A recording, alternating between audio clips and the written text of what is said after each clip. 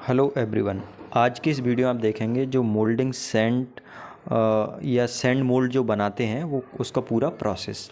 तो सबसे पहले सैंड मोल्ड बनाने के लिए आपके पास जो भी इंस्ट्रूमेंट्स की ज़रूरत पड़ती है, इक्विपमेंट्स की ज़रूरत पड़ती है वो होने चाहिए। मोल्डिंग फ्लास्क जो होते हैं वो होने चाहिए। मोल्डिंग फ्लास्क का मतलब आप समझते होंगे, जिसको हम मोल्डिंग बॉक्स भी बोलते हैं। और मैंने प्रीवियस लेक्चर में बताया था कि जो नीचे वाला मोल्डिंग बॉक्स होता है उसको हम ड्रैग बोलते हैं, और ऊपर वाला जो मोल्डिंग बॉक्स होता है उसको कोप बोलते हैं। तो किस तरह से हम मोल्ड कैविटी क्रिएट करते हैं वो पूरा प्रोसेस समझते हैं। तो सबसे पहले आप क्या करते हैं, यहाँ पे एक डायग्राम देख सकते हैं। सबसे पहले आपने क्या लिया, ये ड्रैग ले लिया, मतलब नीचे वाला मोल्डिंग, जो नीचे वाला जो आपका नीचे वाला मोल्डिंग बॉक्स है, मोल्डिंग फ्लास्क है, वो आपने ले लिया और उसको उल्टा करके रखते हैं। उल्टा करके रखने का मतलब ये है, उसका अपसाइड डाउन इसको बोलते हैं हम, मतलब उसका ऊपर वाला हिस्सा नीचे रखते हैं और नीचे वाला हिस्सा ऊपर की तरफ कर देते हैं। और उसको किसी प्लेटफॉर्म पर रखा जाता है या ज़मीन पर रखा जाता है। और सबसे पहले ज़मीन के ऊपर आपको फेसिंग सैंड डालना पड़ता है, जिससे आपका जो मोल्डिंग बॉक्स है या फिर उसके ऊपर जो सैंड डालना है वो ज़मीन से स्टिक ना हो। तो उसके लिए आपको स्पेशली फेसिंग सैंड डालना पड़ता है। और सबसे नीचे आप क्या रखते हैं, पैटर्न रखते हैं। आप यहाँ पे ये देख सकते हैं, ये आपका ड्रैग है और यहाँ पे ये आपने पैटर्न रख दिया।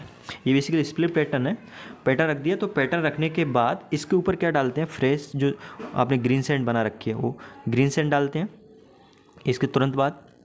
और जो मोल्डिंग फ्लास्क होते हैं ये बेसिकली एमएस का बना रहता है, और इसकी मोल्डिंग फ्लास्क की जो वॉल्स होती है, इसकी जो थिकनेस होती है वो 50 mm से लेकर 100 mm तक होती है।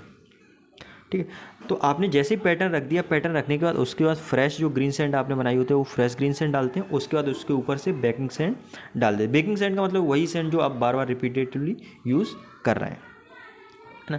और जनरली आप क्या करते हैं, पैटर्न होता है, पैटर्न के ऊपर भी आप फेसिंग सैंड लगा देते हैं, जिससे आपका जो ग्रीन सैंड है या आपका जो बेकिंग सैंड है वो उससे स्टिक ना हो, नॉन स्टिकी नेचर के लिए। और नीचे भी फेसिंग सैंड इसलिए डालते हैं जिससे आपका जो ग्रीन सैंड है या वो ज़मीन से स्टिक ना हो, या जिस प्लेटफॉर्म पे आपने मोल्ड रखा है उससे स्टिक ना हो।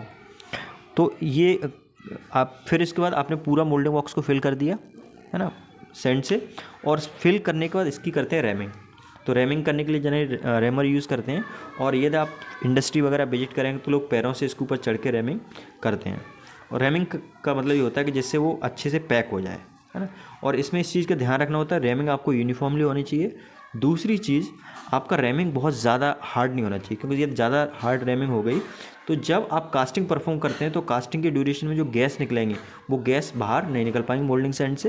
तो और बहुत ज़्यादा लूज़ नहीं होना चाहिए। लूज़ होगा तब क्या होगा, जो आपका मोल्ड बना हुआ है वो मोल्ड बिगड़ सकता है ना, अच्छे से मोल्ड नहीं बनेगा।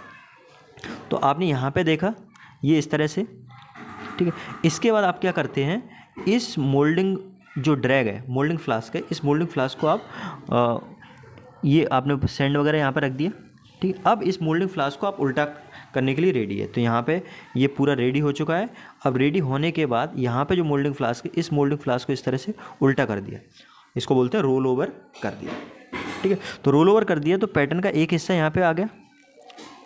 अब क्या करते हैं, हम दूसरा इसके ऊपर फ्लास्क लगाते हैं। ये ड्रैग है, ड्रैग के ऊपर आपने यहाँ पे ये कोप लगा दिया, कोप लगा दिया। और जो स्प्लिट पैटर्न था, पैटर्न का मतलब एक हिस्सा ये नीचे वाला हिस्सा था, ये तो पहले से है। और इसके बाद जो ऊपर वाला हिस्सा है, इस ऊपर वाले हिस्से को इसके ऊपर रख दिया और इसमें पिंस वगैरह लगा देते हैं जिससे परफेक्टली अलाइनमेंट हो जाए। फिर उसके बाद फिर वही प्रोसेस आपको रिपीट करना है। इसमें आपको मोल्ड ग्रीन सैंड डालना है, बेकिंग सैंड डालना है, और सैंड डालने के बाद आपको रैमिंग परफॉर्म करना है। और जब आप रैमिंग कर लेते हैं तो एक्स्ट्रा सैंड होती है, सरप्लस सैंड होती है, उसको आप रिमूव कर देते हैं, ठीक है। ये हो गया।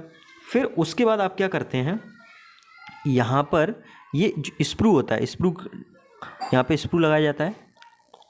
और स्प्रू का मतलब आप समझते हैं, जहाँ से जैसे लेडल से आप मोल्टन मेटल डालते हैं तो वो स्प्रू के थ्रू, स्प्रू और रनर के थ्रू कहाँ जाता है, मोल्ड कैविटी में जाता है। तो यहाँ पे आपने स्प्रू लगा दिया, ठीक है, ओके। अब क्या हुआ, स्प्रू लगा दिया, ये सारी चीज़ें हो गई। अब क्या करेंगे आप, इस मोल्डिंग बॉक्स है, मोल्डिंग फ्लास्क है, इसको आप ओपन करेंगे। यहाँ से ये पिंस लगे हुए हैं, इसको ओपन किया। ओपन करने के बाद ये जो पैटर्न है, इस पैटर्न को आप यहाँ से निकाल लेंगे, ठीक है। पैटर्न को निकाल लेंगे तो ऑब्वियसली मोल्ड कैविटी क्रिएट हो जाएगी। और यदि कोर होगा इसमें अंदर, तो आपको पैटर्न निकालने के बाद कोर को अलग से आपको लगाना पड़ेगा। जैसे आप यहाँ पे देखोगे ये बीच में सेंटर में है, ये कोर है, ठीक है।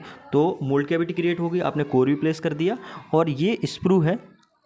स्प्रू के बाद यहाँ पे आपको रनर का भी बनाना पड़ता है, यहाँ पे रनर बनाना पड़ेगा और इस तरफ एक आपको राइजर भी बनाना पड़ता है, ठीक है। तो इस तरह से ये पूरा प्रोसेस होता है। सबसे पहले आपने, मैं एक बार थोड़ा सा समराइज़ कर देता हूँ इससे। सबसे पहले आपने ड्रैग है, ड्रैग को उल्टा रखा और नीचे फेसिंग सैंड डाल ली, उसके ऊपर आपने पैटर्न रखा, पैटर्न रखने के बाद आपने ग्रीन सैंड और बेकिंग सैंड डाला। बेकिंग सैंड डालने के बाद उसमें आपने प्रॉपर रैमिंग परफॉर्म की। रैमिंग का मतलब इसको दबाया अच्छे से, और रैमिंग परफॉर्म करने के बाद जो सरप्लस सैंड होती है, एक्स्ट्रा सैंड होती है, उस एक्स्ट्रा सैंड को आपने रिमूव कर दिया। रिमूव करने के बाद ये यहाँ पे पूरी तरह से तैयार होगा। फिर क्या करते हैं, आप इसको उल्टा कर देते हैं, जिससे आपका पैटर्न कहाँ जाए, ऊपर की तरफ पैटर्न आ जाता है। तो पैटर्न का आधा हिस्सा इसमें है। अब पैटर्न का दूसरा जो आधा हिस्सा है, आपने ये ड्रैग है, ड्रैग के ऊपर आपने क्या किया, यहाँ पे कोप लगा दिया, ऊपर वाला जो मोल्डिंग बॉक्स है। और ये जो हाफ पैटर्न था, पैटर्न आप समझते हैं, पैटर्न बेसिकली रेप्लिका होता है जिस चीज़ की आपको कास्टिंग परफॉर्म करनी होती है। लकड़ी के जनरली पैटर्न आते हैं जनरली वुड के। तो ये फिर आपने यहाँ पे जो सेकंड पार्ट था वो रख दिया और इसके बाद दोबारा से मोल्डिंग सैंड इस पर डाली। मोल्डिंग सैंड डालने के बाद रैमिंग परफॉर्म की। रैमिंग के बाद यहाँ पे आपने स्प्रू के लिए स्प्रू डाल दिया, है ना। स्प्रू बेसिकली सिलेंड्रिकल शेप का होता है, ये भी लकड़ी का होता है और इसको मोल्टन मेटल के लिए बेसिकली पैसेज बनाते हैं स्प्रू से। फिर उसके बाद जैसे ही आपका मोल्ड के यहाँ से पैटर्न को निकाल लेते हैं, पैटर्न को निकालेंगे तो मोल्ड कैविटी क्रिएट हो जाती है। लेकिन यदि आपके पैटर्न में कहीं होलो है तो उसके लिए आपको अलग से कोर का यूज़ करना पड़ता है। तो कोर यहाँ बीच में आप कोर लगा देते हैं सॉलिड, और उसको सपोर्ट करने के लिए इसमें कुछ लगाना पड़ता है आपको, ठीक है। और जब आप मोल्टन मेटल पोर करते हैं तो सबसे पहले स्प्रू में डालते हैं। स्प्रू के बाद यहाँ पे ये रनर होता है और रनर के बाद यहाँ पे मोल्ड कैविटी आती है और एक आप राइज़र भी लगाते हैं। तो और राइज़र का बेसिकली काम होता है, क्योंकि जब मटेरियल सॉलिडिफाई होता है, मोल्टन मेटल जब सॉलिडिफाई होती है तो वो श्रिंक हो जाती है, सिकुड़ जाती है। तो सिकुड़ जाएगी तो जो आपका ऑब्जेक्ट बनेगा वो मोल्ड कैविटी से छोटा साइज़ का बनेगा। इस चीज़ को कंपनसेट करने के लिए आपने यहाँ पे एक्स्ट्रा मोल्टन मेटल भर रखा है। तो जैसे ही आपका मोल्ड सॉलिडिफाई होना स्टार्ट हो जाएगा तो ये मोल्टन मेटल यहाँ से जो एक्स्ट्रा मोल्टन मेटल है, ये जो एक्स्ट्रा मोल्टन मेटल होगी इधर राइज़र में, वो मोल्ड में आना स्टार्ट हो जाएगी, जिससे आपका श्रिंकिंग की वजह से बेसिकली क्या हो रहा है, श्रिंकिंग की वजह से जो साइज़ कम होगा उस चीज़ को कंपनसेट करने के लिए आपने राइज़र को प्रोवाइड किया हुआ है। तो आई होप ये आपको समझ में आ गया होगा। और यहाँ पे एक चीज़ और बताना है मेरे को, इसमें जो आपका मोल्डिंग सैंड होती है इसमें आप बेंट के थ्रू स्मॉल होल्स और प्रोवाइड करते हैं, 1 mm से लेकर 2 mm के इस मोल्डिंग सैंड में होल्स करते हैं। और इन होल का सीधा सा मतलब होता है कि मोल्टन मेटल जब सॉलिडिफाई होता है तो उसमें से गैसेस जनरेट होती हैं।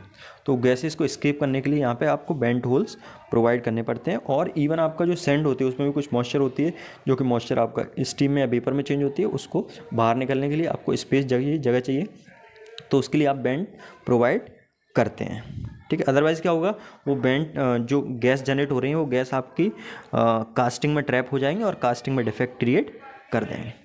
So this is it. Thank you for watching. Please do subscribe my channel.